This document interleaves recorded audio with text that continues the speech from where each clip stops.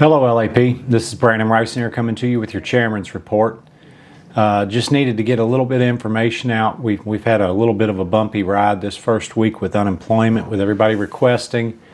So I wanted to get some information out to kind of cover some of the stuff we're seeing, some of the common issues, status of where we're at with getting them fixed, things of that nature. So first off, we had probably 100 people that got flagged with a fact finding. At the top of their claim, it said your claim is under fact finding. Talked with the state on that, and it sounds like the system grabbed everybody that had an overpayment at any point in the timeline. Some of them were 5 or 6 years old. If they were flagged with an overpayment, it kind of set them off to the side. Somebody had to go through and manually release those. And they said they did see an extremely large amount there compared to what they're used to seeing. But as of yesterday, they had a team working through those. Now, from what I'm told, if you had that on your account, even once they fixed it, looking at 24 to 48 hours before it releases the payment. They seemed to think they were going to get through all of them yesterday, so all of those should be resolved. If you're not seeing it as fixed today, that doesn't mean they didn't fix it. Again, it could take 24 to 48 hours for that to reflect on your account. It also caught several people that had some sort of fraud flag on their account. I had somebody yesterday that I dealt with that had a fraud flag on their account because a different name had been tied to their social at some point. Well, as we went and dug it up, it was somebody from down near Glasgow, Kentucky, at a place that she had never worked before. The unemployment rep thinks that probably at some point somebody misentered a social by one digit, either an employer or the employee, and it had tied her social to this employee in this job. When it tied that social to more than one name, it flagged it. We had to figure out what it was in order for her to get paid. So we're working through a lot of that stuff. We're getting it fixed. But I do want to let you know there are a few bumps there. We're working through them. Again, the UI office was closed on Monday for the holiday, so we didn't have any assistance that day. Tuesday, the entire state had claimed on Sunday, so we didn't get a whole lot of movement there. They started working on our list yesterday and knocked out about a third of it, hoping to see even more movement today. If you're on the list, it is going to get worked on. It is going to get fixed. There's no need to come back up to the hall a second time to follow up. Now, if you've gotten something from the unemployment office, they've sent it to you and they've said that this will resolve your issue, and it's still not resolved, then maybe it's something where we need to look at it again. But you don't have to come up here and follow up unless you just wanted to come see me and Johnny. They are going to be working through those. A couple of things that we've seen as we've worked through these, kind of some of the self-inflicted things that I've seen. I do want to remind everybody, you do not need to continue to open a claim. We've had a few people that have done it, and I get it. We're not used to doing it this way. I'm not blaming them. I just want to make sure everybody understands going forward.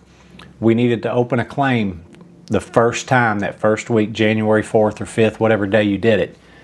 Going forward from there, unless you return to full-time work for 2 or more weeks, your claim will remain open, and all you have to do is go in and click on Request Payment. Don't open another claim. We've seen a few of those, and we're having to get those fixed. It's not the end of the world, but it puts another one of those 13-day employer protest windows on there, so you're not able to request your payment. So please don't do that. Don't go open another claim. We just need to request payment. Another thing that we've seen quite a bit, the job searches. You do need to do your job searches, and it needs to be 5 per week, not 10 per period. We had several people come in that had done 10 job searches last week. That's not going to suffice. The state needs you to do 5 jobs per week. Not 7 and 3, not 0 and 10. It needs to be 5 each week. Now, if you do more than 5, that's on you. but anything you do above and beyond the 5, you're not going to be able to use for the other week. So 5 per week. I did want to say too, we are still in talks with some of the state reps. That is not dead in the water. We may end up getting some movement on this work search. I'm not sitting here guaranteeing anything. I just do want you to understand it's not something that we have given up on. And we are getting some good feedback from some of these state reps. I think we may end up getting some help and some relief here. As far as plant-specific stuff rather than the state, the Perfect Attendance hoodies. I want to remind everybody to read the flyer.